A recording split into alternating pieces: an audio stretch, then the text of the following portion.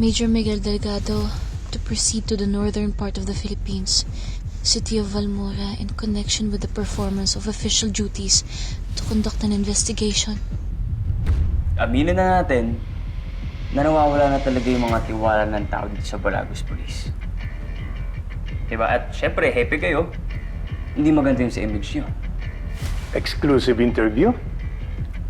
Ano ba nasa isip mo? Chief, napakarami. Sisimulan natin doon sa time na lumipat kayo dito sa Balagos.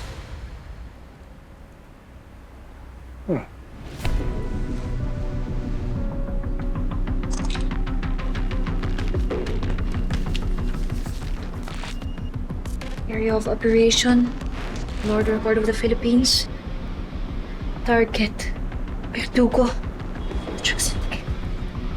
So, Chief, once na ma-establish na natin yung mga successful operations dito sa Balagos, then it will be easier na for the people to trust you and Balagos Police again. Maganda naman. Malaki may tutulog niyan. So, Chief, kailan tayo pwede magsimula? Pag-iisipan ko muna. Excuse me. Chief, actually, do you think we can start tomorrow? At pwedeng magsimula tayo sa kaso ni Major Miguel Delgado.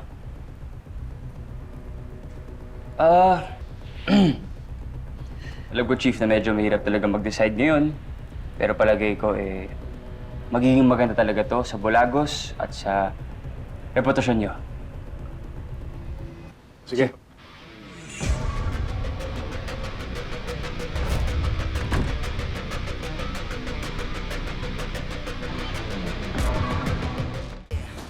Hinabol yung kotse ni Tito Miguel. Okay, and it crashed. Exploded. Malakas ang kutob ko that it was a syndicate ang tumira sa kanya. 나도 뭐가 어떻게 되는지 잘 모르겠다. Ano sabi mo? I said, I feel bad for Joey. Because she worked so hard to get her father out of prison. And this is how it ends. Kaya nga.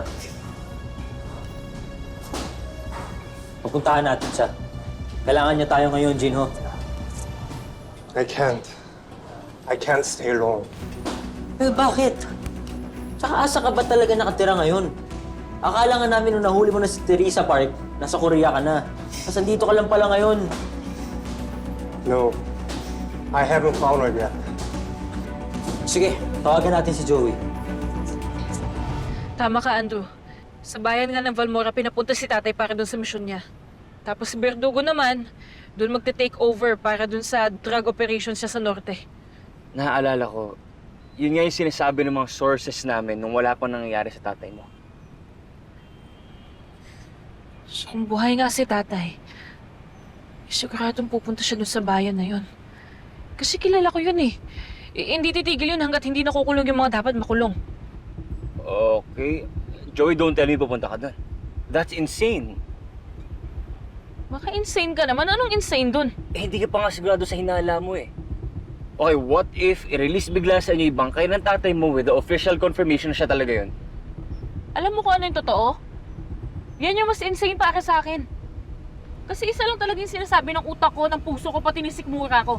Nabuhay si tatay at hahanapin ko siya. Pero Joey, Andrew, hindi mo ako mapipigilan.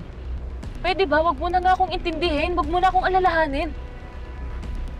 Kasi hindi mo naman ako mapipigilan sa sinasabi mong pagka-insane kong to eh. At hindi naman kita guguluhin. Hindi ako hingi ng tulong sa'yo o kahit kanino.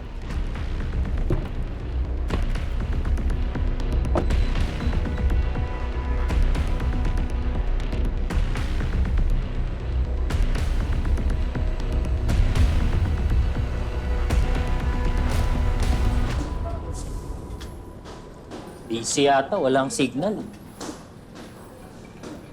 Siguro nagmumukmok yun kasi malungkot. Alam mo, gusto ko na talaga puntahan si Joey. Kaso ang dami kong trabaho sa shop. Binibilis ako na nga eh.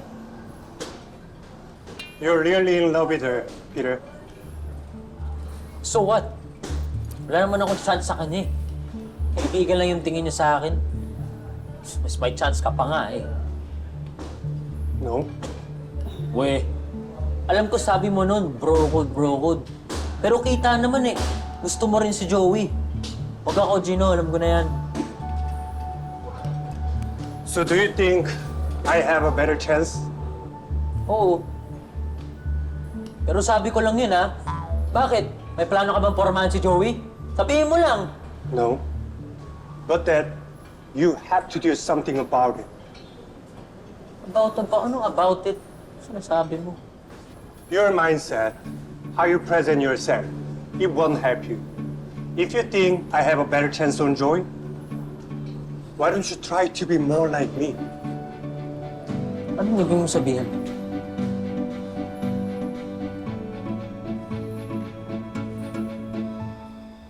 Nay, wala po talaga.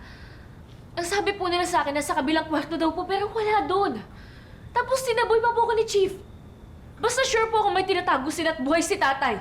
Anak, bakit naman tayo lolokohin nila, Chief? Yun nga po yung gusto kong malaman eh.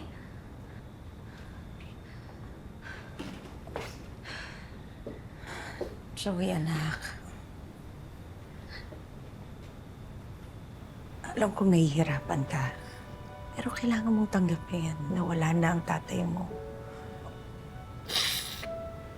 Alam mo kasi, anak, kung totoo yung sinasabi mo, nabuhay siya, pwede dapat nandito na siya. Kasama natin. Hindi niya matitiis na makita tayong nasasaktan.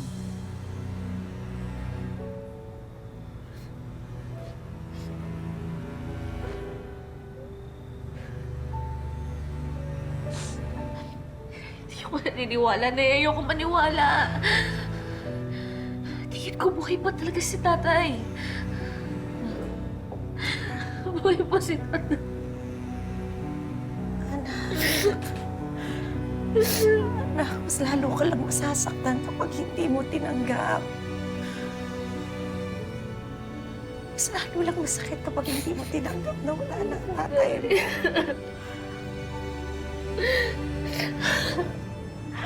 Ayoko na.